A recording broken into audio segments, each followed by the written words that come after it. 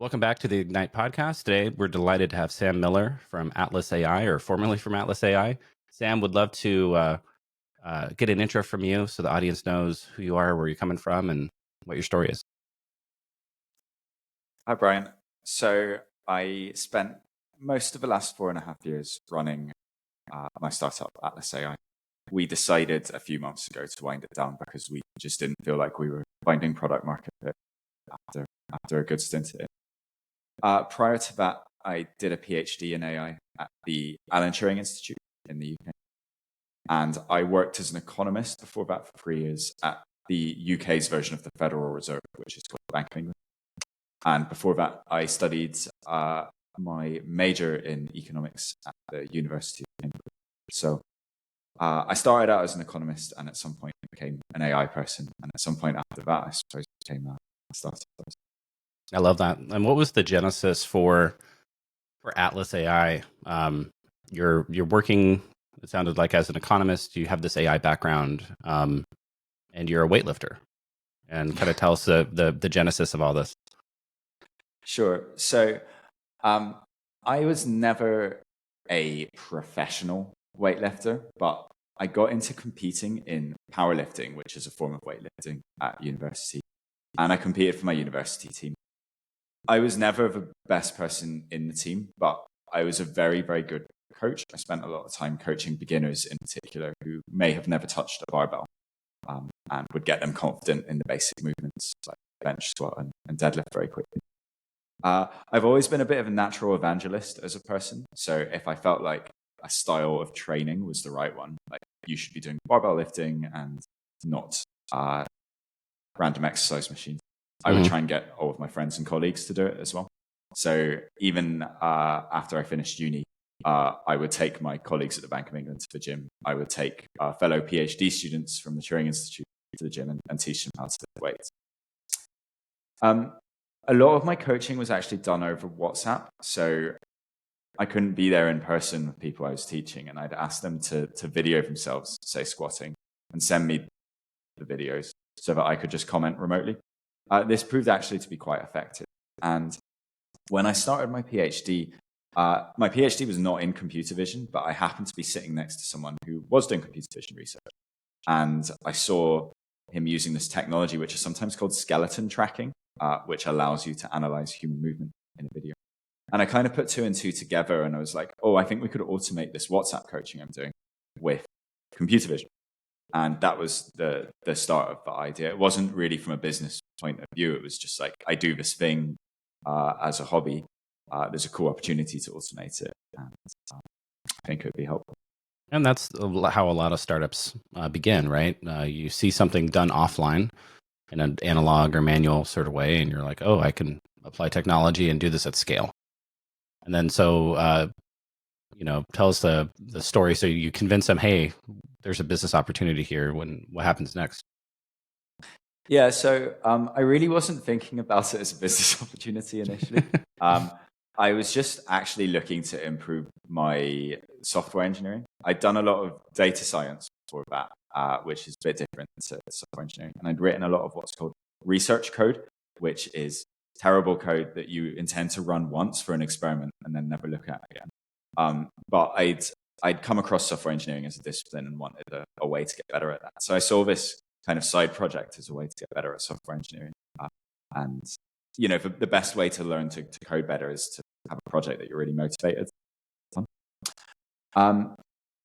But the technology actually worked much more quickly than I thought it would. There'd been some big leaps forward in the kind of skeleton tracking field, which is called pose estimation, in the couple of years prior to me starting this. And I was really excited that the technology just seemed to work. And I was living with someone at the time who I'd known for maybe 8 years, and he'd wanted to do a startup for a while.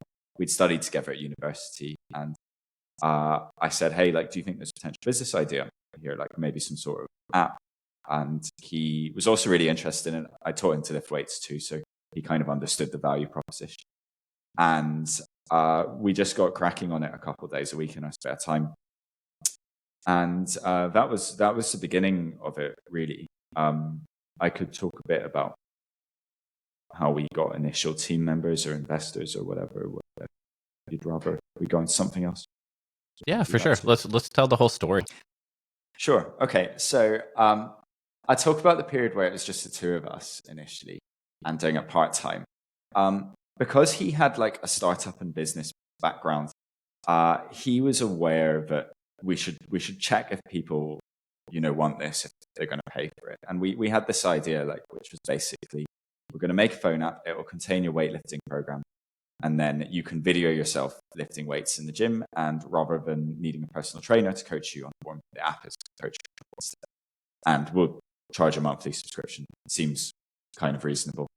And the way we wanted to check whether people would pay for this was we spoke to 20 or 25 gym goers who were either friends or friends of friends. And we showed them a demo, just some wireframes of the app we're going to make. And then we asked them questions about, what do you like? What do you don't like? And we asked them, how much would you pay for this? And answers ranged from £5 a month up to like £20 a week. This is great. This is amazing. You guys are so smart. And we took that. Basically, no one said they wouldn't pay, right? We spoke to 25 people and I think 24 of them gave an answer of at least £5 a month. So we were like, oh, great. Like people really love this. Our instincts were right. And in retrospect, we'd made an extremely common mistake in customer discovery, which is to show people what you're doing first and then ask them how much they like it. And actually, you cannot get at willingness to pay this way, because people, even if they don't know you, want to be nice to you and they don't want conflict. So they would much rather say £10 a month than zero, because we just don't want to argue with random people. Well, some people like arguing with random. I kind of like arguing with random. But most people don't want to do that. Most people would be like, oh, that's really nice. I'll give you $10 a month or $20 a month for that. Exactly. And the second mistake is to really overweight the value of stated preference or hypothetical evidence. I would pay $10 a month or $20 a month for that. And there's loads of studies in economics about this where people really overrate how much they would pay for something. And the answer is zero. And so there's a great little ebook called the Mom Test that's very popular among founders around how to have you heard of Mom Test? No, I hadn't until I read your blog post last night. Tell us about it. Cool. I'm glad that I might have got a bit of publicity for the book then. So the Mom Test is a better way to conduct customer discovery conversations. And the reason it's called this is if you follow its principles, you'll be able to collect unbiased feedback from anyone, including your own mother, about your idea. And the key to it is not to couch discussions in the hypothetical, what would you do? But it's to talk only about people's current and past behavior. So if we are, say, developing an app that's going to help people learn form in the gym, rather than showing them our app and saying, how much would you pay for this? It would be much better to just talk to them about what they're doing at the moment. Are you doing anything to learn form for squats at the moment? I watch some YouTube videos. Okay, but are you paying for anything to learn form? Maybe I should, but it's just, I'm not actually that consistent in the gym. That's told you what you need to know. That problem of learning form maybe isn't severe enough on its own that they're going to pay for a solution. Right.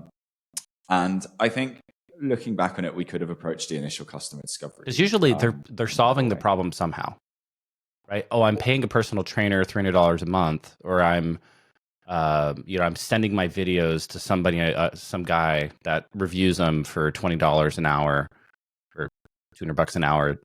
They're actively looking to solve the problem, and they have a budget, authority, need, and timing, right? It's like kind of the BANT of it. Yeah, I like how you tied it back to current behavior, right? I'm currently yes, this is a huge problem for me, and yes, I'm actively spending money to solve it. Yeah, exactly. If you want to validate that this is a problem worth solving, they should already be trying to solve it. If they're not already trying to solve the problem, either through spending a lot of time or a lot of money, they probably just don't care that much. And you really want to find that out early on. I love that. So yeah, you guys fell in love with the solution, and then you're going out showing people the solution. And they're like, hey, don't you love this solution? They're like, yeah, that's amazing. It looks so nice. This incredible technology. Great. How much would you pay? Oh, 10, $20. Okay, great. We have a business. But really, the right way to do it was, hey, how are you solving this problem now? How big of a problem is it? How painful is that to you? Yeah. And then assessing, like, how much are you paying to solve it now? Interesting. Love it. And being a little bit more open-ended about that as well can expose you to other problems that might be more worth solving. So there's a little nugget in that conversation of like, oh, to be honest, like I haven't checked my form recently because I've been struggling to even go to the gym. And that's interesting. Like actually they start talking about a different problem. Like I can't be bothered to go in the first place.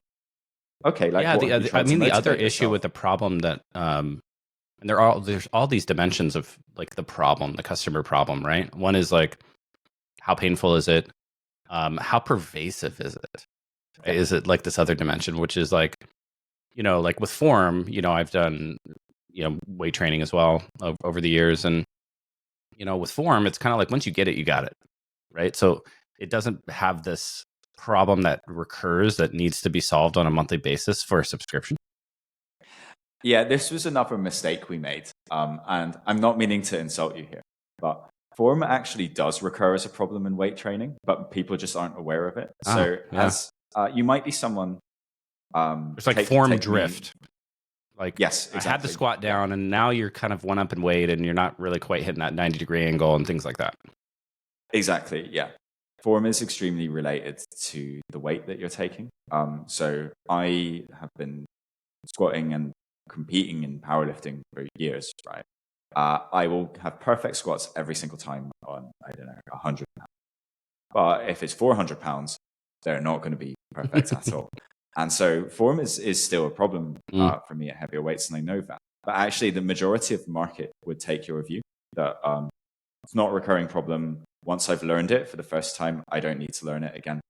And they only change their mind on that when they get injured. And that then prompts people to have a harder think about it some of the time. But the key point is you can't actually sell people a solution to a problem they don't know they have. Like they might have a form problem and not know it, and you're not going to be able to sell them a solution in that case. They need to know they have. Interesting. So would, with your postmortem now, would there have been a way to know, to guide people towards that, knowing they have that problem? Or was the problem just not the right problem? I think it wasn't the right problem. So I think it was a subset of the right problem or an overall value proposition. People, gym goers will pay for things that help them make gains, like build muscle. But there's more of it goes into that than just form. It's picking the right exercises, taking the right weights and number of reps. It's showing up consistently. And a personal trainer bundles all that together for someone. You don't necessarily need to provide all of the services that a human personal trainer would, but I think the value prop in an app is going to need to take probably most of them. And I think there was maybe a way to wrap up what we were doing that wasn't just looking at form, but was also giving people the exact program to follow, including like the weight that they were going to take every time they go into the gym, along with the form coaching. And I think that could have worked. The issue is that the main reason that people are paying a personal trainer is motivation and consistency.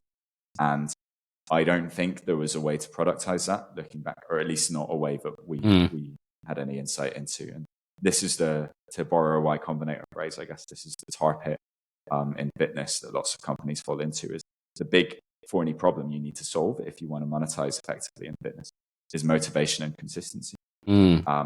But solving that in a productized way is really, really hard. Like no one's really cracked that yet.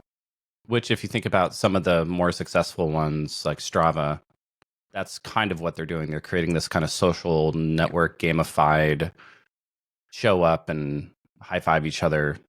Peloton classes do this really well, where there's a little bit of accountability. I have a tonal, which I think we talked about at one point at home, and it does a really good job of tracking my 7-day streak or my pounds lifted or So it's some sort of a gamification motivation to keep showing up. Yeah, and it's a hard problem. Like I agree that Strava's probably done the best, I think. Just looking at how many people love it, including myself. But I don't think anyone's got a playbook yet, really, on how you do this for fitness. It's not as simple as Duolingo with the streaks, because I think getting people to show up and practice language for a few minutes a day is easier than getting them to show up and work out, because working out for people that don't do it often is physically painful. It's really unpleasant and embarrassing in the way that Duolingo is usually not. You know what's embarrassing is doing Duolingo before you go to a country, and then trying to go to the country and speak the language. And you realize Duolingo taught you basically zero knowledge of that language. Yeah.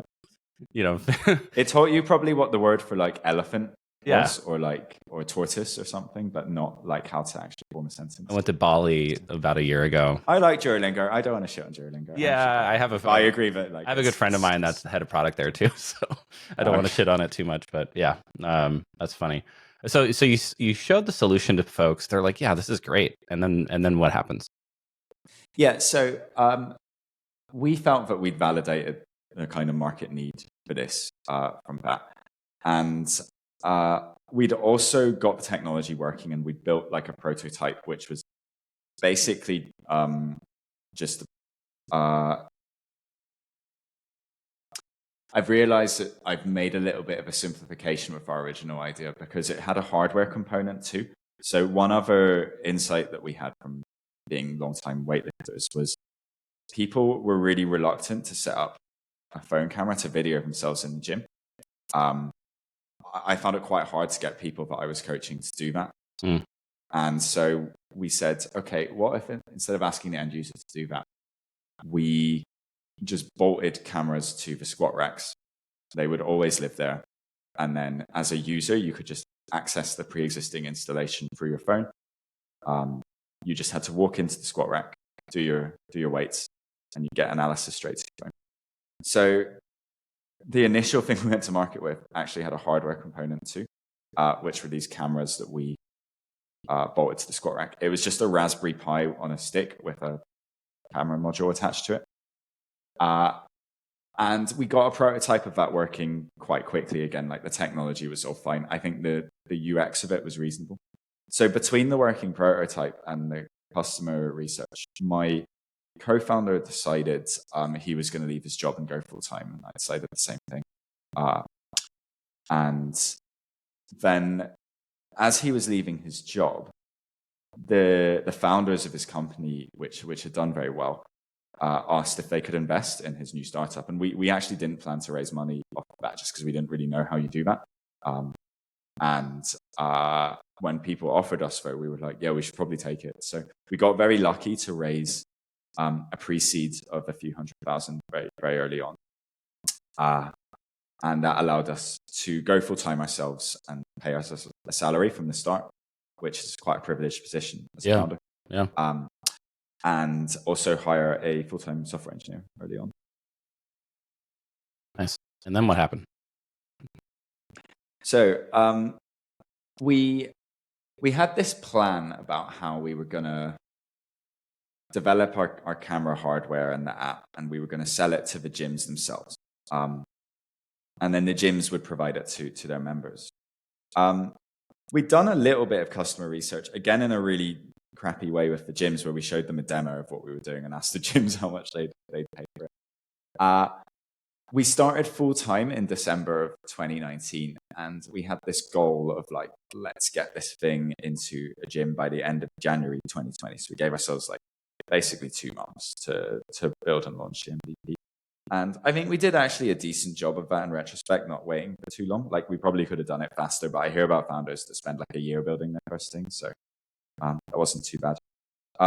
The big problem was that the gyms actually didn't want it. So it didn't obviously make them money.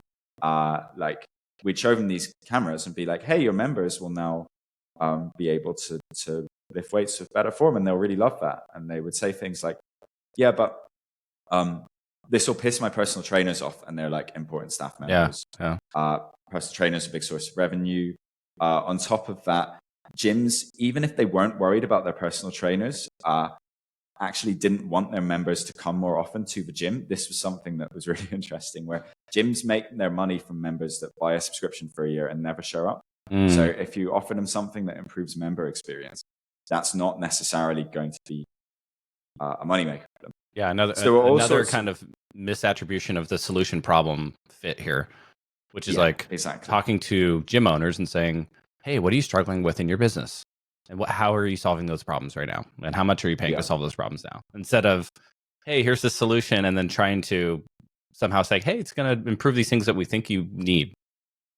Yeah, exactly. Like gym owners, their problems were by and large just marketing. Like, I don't have enough members, I need more money. Yeah, revenue. I lost business. Yeah, exactly. Or the gym's dirty and members are complaining about it. Like, or my equipment's broken, or whatever. Yeah. Yeah, exactly. Yeah, maintenance and marketing.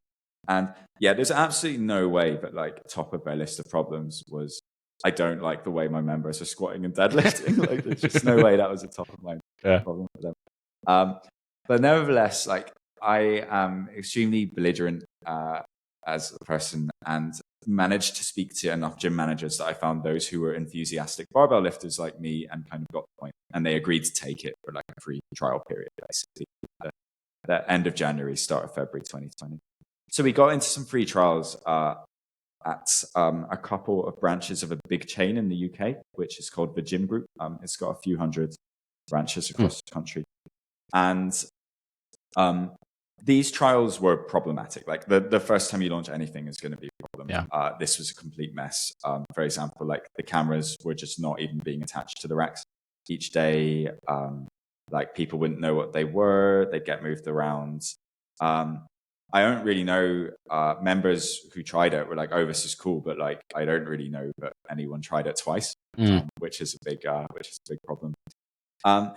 We didn't really get a chance to figure out these problems though, because there was a global event that you probably heard of in March 2020 that had an impact on the gym industry. So yeah, what was that again? COVID. Sorry, I jumped in too quickly. Hard to believe that was 4 years ago, right? I was just thinking about that. Yeah, it's crazy, right? Yeah. It feels so recent still. I know, it feels like it was last year. Yeah. I think we all went into a time warp. Yeah. And in the UK, it shut the gyms for about 13 months. They were open briefly for a spell of 2 months from like September to October 2020. Right. But by and large, they were shut the entire time. And this is one of those decisions where, like, hindsight is normally 2020. And we made lots of mistakes over 4 years as a company, and I can look back and be like, oh, we should have done X and Y differently. Like, say, we were talking about customer discovery earlier. But with COVID shutting the gyms for 13 months, I still don't really know, looking back at that, like, what we were supposed to do. All I can think of is, like, maybe we should just mothballed the company until gyms were back open. Right. Just like gone and done something else. Because if the industry you're selling to is completely shut, if the core mission the company was founded to achieve is not feasible, then like, I'm not really sure what you're meant to do in that respect. I'm not sure it's what we did. Yeah. So. Yeah, I have some other portfolio companies where they were a physical location, multi-chain kind of thing, and then they switched to being a SaaS model during the pandemic. But yeah.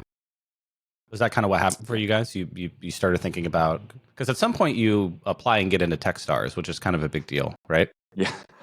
So I hadn't heard of pivoting outside of the TV series Silicon Valley when we started the company. And as a result, I had a very negative attitude towards it. But about 6 months after COVID has shut the gyms, I've read Lean Startup, and I've realized, oh, hang on, like, the original idea that we came with is not necessarily what we have to stick to.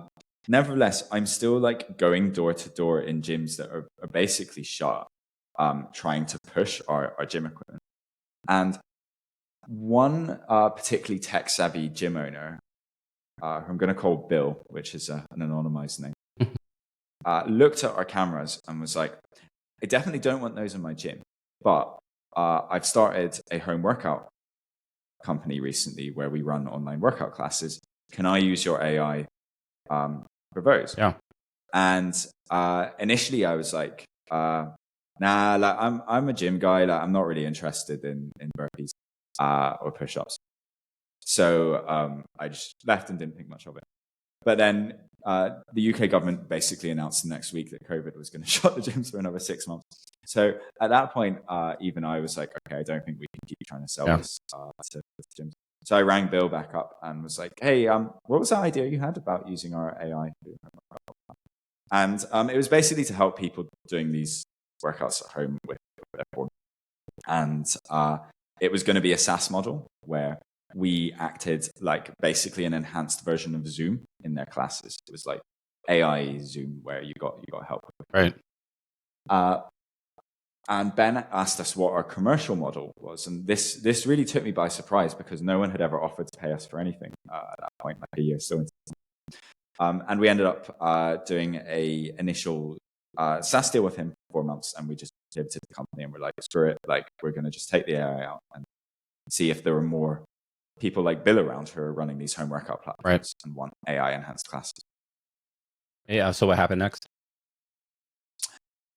So we were now like slightly better as founders than when we started, and we realized, okay, we need to check if like other people will pay for this than just Bill. And I contacted 12 or 13 UK based home workout companies to see, hey, would you also like AI enhanced classes? And over the next maybe 4 months, we actually signed SaaS deals with 2 more of them. So out of the maybe 13 or 14 we'd spoke to, we were now actually selling to 3 of them. And we were doing a decent amount of revenue for the stage we were at, about 5K a month in sterling. Nice. Which, yeah, felt to me like, wow, like this is really like something here, like 3 out of 13 that we spoke to, relatively cold, have signed up and paid for this. And then we applied to Techstars, which is one of the better accelerators. Not as good as Y Combinator. And That's who you ask. Yeah.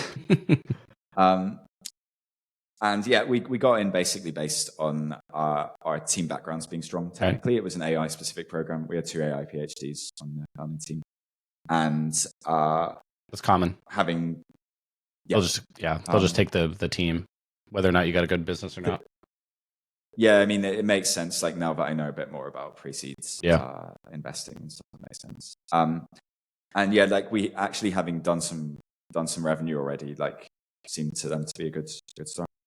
So yeah, we got into that program and we started in September of 2021, which was about nearly 2 years after we originally founded the company. Yeah, so walk us through that experience, how it accelerated, quote unquote, or changed what you did, or kind of what was your whole experience with that program, and how did it help or hinder? Techstars definitely accelerated us, but not in the way that I thought it was going to. So we were kind of riding quite confidently going into the program, being like, we've got free customers, we've got revenue, we've got cool technology. And Techstars begins with something called Mentor Madness, where they try and match you with 3 to 5 possible mentors who you'll speak with each week about your business. And it's basically like speed dating, where you meet 60 different mentors for 20 minutes over Zoom. And this was quite an uncomfortable experience for us because out of the 60, a majority really hated what we were doing. And they were like, it's cool that you guys made some money here and are writing code, but like, it's not clear what problem you're actually solving, how you're delivering value. The fundamentals were all over the place. And as the program went on, we were forced to really dig into what was going on with our current customers. And we realized something uncomfortable, which was they were paying us for this SaaS product, but no end user who was working out at home was actually using the form analysis stuff. And so you got a B2B to C play, and the business is paying for it, but the end consumers are not using it. Exactly, yeah. And at the time, like before Techstars, we hadn't really thought that was that much of a problem. We were like, well, as long as the business is paying us, like, does it really matter what's happening on the other end? Like that's their problem. But then we realized that, and I think this is a common problem when selling AI B2B that's probably replaying a lot at the moment in the current environment of AI. Out of the 3 businesses we were selling to, none had rolled the thing out to their consumers, but at least 2 of them had featured us in their pitch decks at that point. And we realized that the problem we were solving for these businesses was not what we thought it was. They didn't really care that much about their end users forum. It was actually a fundraising problem, the critical problem for most early stage startups. Right. And they felt like they'd be more likely to raise money if they had some AI to differentiate what they were doing. Look, we have AI in the platform. Homework. Exactly. Yeah, we're different to all the other homework platforms. Yeah, we have a moat. Exactly. So Techstars managed to convince us we needed to either deliver value to the end user with what we were doing at the moment, or we needed to pivot into something completely different to fitness and like really stop. We looked at a couple of other related verticals in our space, like healthcare was a big one, particularly physiotherapy applications of our technology. People doing physiotherapy exercises might need help with their form too, is the hypothesis. But we didn't find any other vertical particularly compelling. And so that left us really with, we need to, if we're going to deliver value to the end user, people working out at home, we need to go direct to consumer and go to the end user directly. And so we took quite a difficult decision at the time to throw the B2B stuff we were doing in the bin. Difficult because we actually had some traction. And it was a much better fit for our team's skill set to be B2B and direct to consumer. Very technical team, no experience of like digital marketing or brand or social or anything like that. But we were like, if what we're doing is truly innovative and people want it, then we can probably make it work direct to consumer. So we ended up pivoting and making. For those keeping count at home, I think this is the 3rd pivot, right? Yeah. It's the 2nd pivot and the 3rd business model. Yeah. Second pivot. Third business model. Yeah. Atlas V3, exactly. V3. So yeah, exactly. So what we did this time was we were like, okay, people working out at home want help with their form. They are often following these YouTube videos on their laptop as they work out. So we're going to go to market with a laptop plugin that will give you help with form as you follow a YouTube video. And because you're in front of the webcam anyway, watching a video, like there's no need to set anything up. It's not like a gym where you have to set your phone camera up. Seriously, you're already there in front of the camera. And that was the 3rd idea. It was like an AI personal trainer for people working out. And how did that go? How did that rollout go? How did you go acquire customers? And tell us that story. Oh, this was really painful. This was the worst period of the startup for me. This was about a year ago, 18 months ago? It started 2 years ago, this period, and we did this for over a year. So we started straight after Techstars in like January 2022. And how do we acquire customers? Well, initially we didn't. We spent the first maybe like it's a really long time. The first as a sidebar, we were fundraising during this period, so like I think we were a bit less fast than we normally would be with making progress on the because you come out of Techstars and it's like, okay, you go to demo day and you pick a bunch of investor calls and you're just kind of in that mode for 2 or 3 months. Exactly, and the advice we'd taken at the time, which I think was decent advice, was to not wait and try and build traction direct to consumer, because whatever traction you're going to build, you're still not going to look that good within 6 months. Right. So instead, just pitch based on your team and the story about the big market that you're going after, and find the investors that are willing to get in pre-traction. But anyway, I don't want to tangent down the fundraising stuff, because I think that gets a lot of airtime, probably too much airtime. We spent the first like 5 or 6 months basically with like no users, because we just really didn't know how to find people doing home workouts. Like we weren't from that space ourselves. We tried our hand a bit at running ad campaigns, didn't work. We tried like going to studios that were doing like HIIT classes and yoga classes, and like speaking to the people doing the classes, being like, hey, do you also follow workouts at home? If so, like, how does it sound? That didn't work. We tried going up to people in parks who were like following workouts like on their phone and being I like, saw that hey, in your do you blog also do post. this at home? Yeah. And nothing really stuck. And we weren't giving it a proper try because we kept kind of like finding excuses to code rather than get customers and get users. As a technical team, like we just naturally would find reasons to do the thing that we were good at, which was coding, rather than the thing business needed, which was customer acquisition. And customer And discovery and acquisition is kind of the hardest part of a startup, right? Because it requires you to get out of the building and talk to people. And, you know, I was a product manager for many, many years, and it was a lot of fun to just sit inside the building with the designers and engineers and just build stuff. And just exactly, it's fun to build stuff. And you don't face failure and rejection, yeah, and refutation of your hypotheses while you're coding. Yeah, existential threats to your plan. Yeah, to your ego as well. Ooh, right? Yeah. Like it's easy to feel smart while you're coding and building. It's harder to feel smart while you're getting ghosted from your like 100th LinkedIn message that day. Getting punched in the face, right? I think is the title of one of your blog posts. Yeah, the first one was titled "Everyone's Got a Gantt Chart Till They Get Punched." I love that, in the face, which was a riff on the Tyson thing. Yeah, everyone has a we started game plan until they get punched in the face. 18-month Gantt chart. I love that. Yeah. Oh, I love that Gantt chart.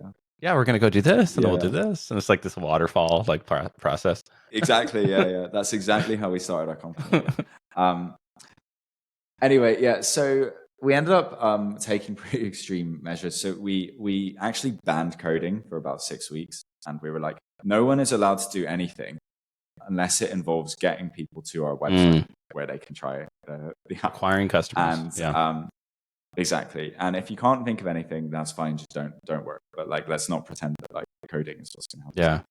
So a combination of that and taking a bit of advice around marketing meant that we did start picking up users, and quite a lot of users actually for this home workout app. We had quite a repeatable customer acquisition channel, which was pretty simple in the end. It was just running ads properly in front of the YouTube videos that weren't designed by fucking PhDs, and had a bit of professional input. Nice. You actually got an agency to put together a 30-second pre-roll and targeted workout videos. The agency helped a lot. Yeah, we had a pretty good video editor on the team, but he'd just not done marketing videos before. So between him and the agency, the pre-rolls we were running ended up working. Now you're actually acquiring customers, and now you got to monetize. Well, here's the catch. We were acquiring users, but not customers. So we were acquiring users really cheaply. So we would quite comfortably get in 100 new users a week, basically on the set. And we were like, wow, we're going to build the feedback loop. This is what it's meant to look like. This is really promising all of a sudden. And we start iterating on the product, but we have this problem that like users keep bouncing after like doing 0 workouts or 1 workout or maybe 2. And it's pretty hard for us to figure out why. And we have a way to speak to users in volume, which is like every time someone registers at the start of the kind of onboarding funnel, we make sure we take their phone number so that we can contact them on WhatsApp to book calls. And we start realizing that most of the people we're picking up are not consistently working out at home. They look at our ad and they're like, oh, that's cool. Sometimes I think about my forum, that's cool. I'm going to try this and hope that it makes me work out consistently. And it was funny because nothing we were doing actually was aimed to have any impact on consistency. We knew that was a huge problem, but we just didn't have any idea how to solve it. And we were like, if we can just solve the form problem, maybe down the line we'll figure out how to solve the consistency problem too. And we also read our first book about product management around that time, which I would give another plug to. The Lean Product Playbook, it's called.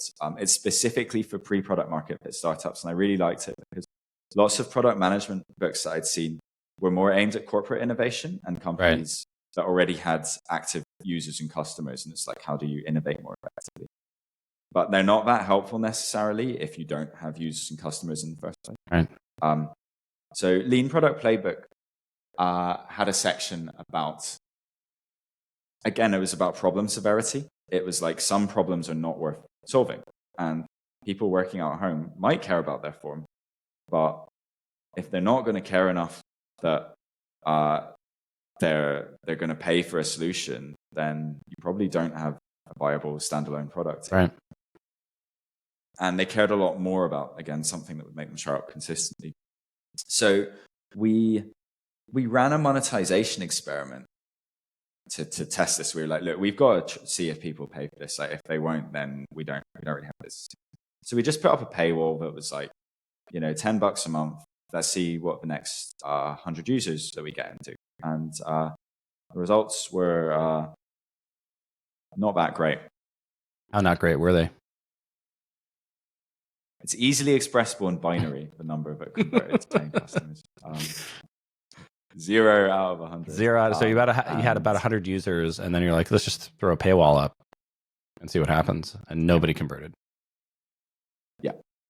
And we'd fallen into the trap of being a solution in search of a problem.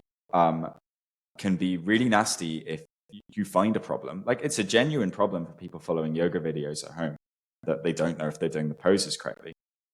But it's not a problem that's worth solving.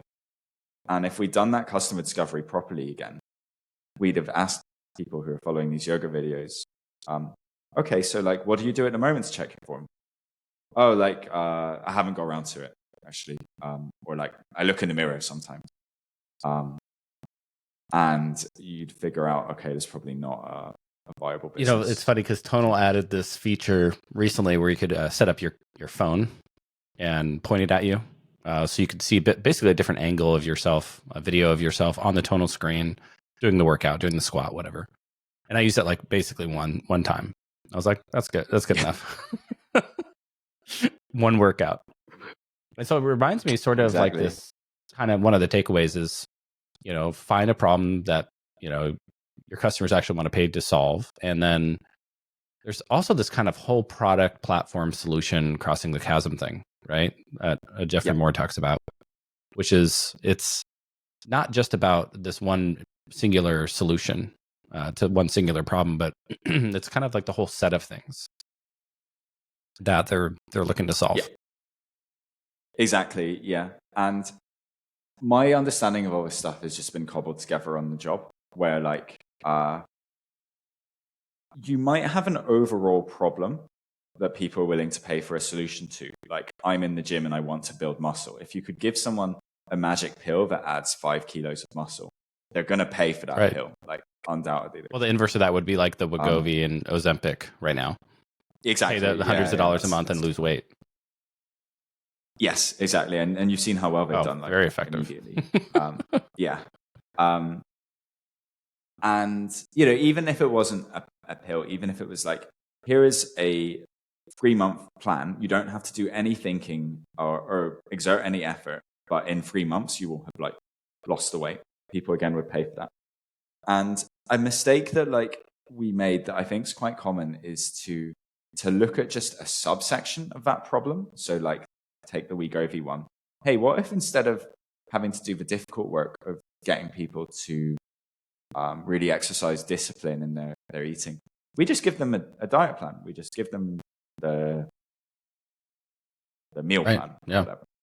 Let's see if we can monetize a meal plan app. And it's a subsection of the problem that's worth solving. Like, you do need to have a meal plan usually if you're going to lose weight or track your. But that subsection on its own is not large enough that you can monetize. And we got a lot of feedback at the time from people in the startup space around, they could see how our product could be a good feature in a bigger product, but it wouldn't work as a standalone product of business. And I didn't really get it, because I was like, hey, if it's useful, surely it should be useful standalone. But now I really get it, that like it's not enough sometimes to take a narrow slice of a bigger problem. Like, you have to solve the bigger problem that people are willing to take. Right. It's kind of like you come for the motivation, in this case, and you kind of stay for all the little features like form Yes, feedback and things like that. exactly. Or you come for the overall thing, which is like building muscle or making gains. And you have to actually deliver people that overall thing if you want your product to work. You can't just deliver a little section of it. So what's next for you? I mean, you went through this 4-year journey. You kind of came from a very highly technical background, PhD, economist, AI researcher, very technical background. You went through this 4-year journey as an entrepreneur. Um, what's next? Do you feel like you jump back in knowing what you know now and do another startup and really focus on a pervasive high friction problem? Or do you feel like, man, maybe I'll go park myself at some corporate job for a few years and decompress? Or yeah, what are some of the what's next for you? Yeah, it's an active topic of thought for me at the moment because I've not 100% decided, but I think I would like to run another startup. I think I'd like to have another Wow. go. Towards the end, we did start to do things better, Yeah. I'd say. So like you mentioned that go-to-market and customer discovery is the most difficult bit. And generally I agree. One thing that makes it a lot easier is operating in a market that you know really well and you empathize well with the target customer. And we had a last pivot towards the end where we looked at people lifting weights in Yeah. the gym again. This time we just went direct to consumer with a phone app. And that actually went quite a bit better than the other business models we tried.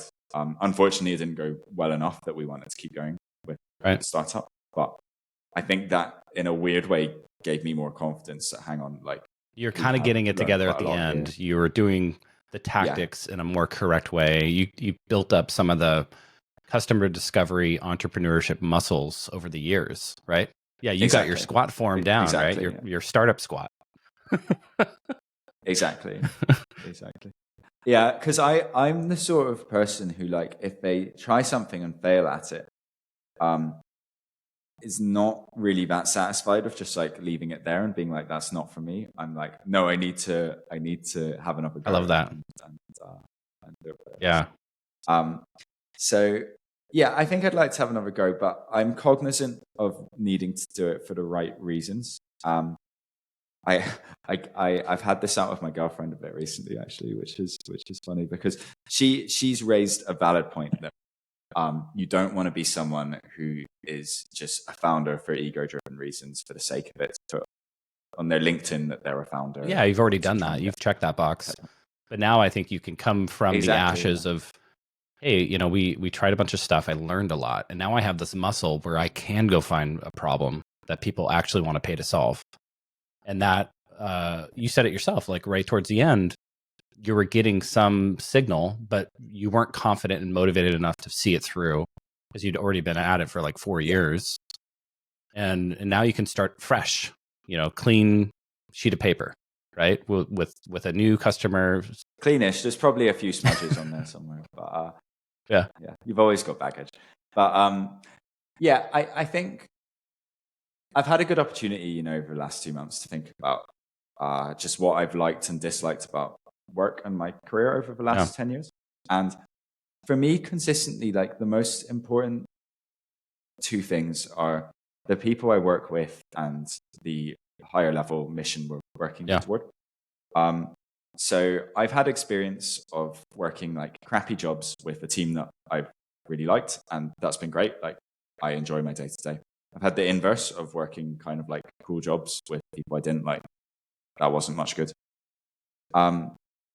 Similarly, like I've had experience of being mission aligned. When I was at the Bank of England working towards a policy I really believed in, but doing grunt work on that. And I think I was a great employee, really liked my job. And experience of not being mission aligned, like implementing policy that I thought was terrible, but I had a good high profile role and I was a terrible employee because I was like, I don't think I'm doing well. So I think one way to really give yourself the best shot of working with people you like and towards a mission you believe in is to start your own business because you get a lot of autonomy over those two two things. So I'd like to give it another go. But for me, step number one is co-founders that I really enjoy working with. And I had a very good experience by and large with that over the last 4 years. I'd like to do that again. Step two is a mission that we could see ourselves pursuing for 5 to 10 years. Yeah. And even if it didn't work out commercially, feeling like that was a good use of time. Yeah, because really it is a 10-year journey, maybe even longer. So it has to be, and that's a question I ask founders, is like, where do you see this in 20 years? Because it's like really, really long term. Because some of the best, most enduring companies, the founders are still there, 15, 20 years later, still working on the mission, right? Still passionate about solving that problem. Exactly. Yeah. Well, Sam, this was an amazing conversation. I'm sure there's tons of entrepreneurs out there that are going to get a ton of insights and lessons from this. So thank you very much for coming on. Thanks for having me.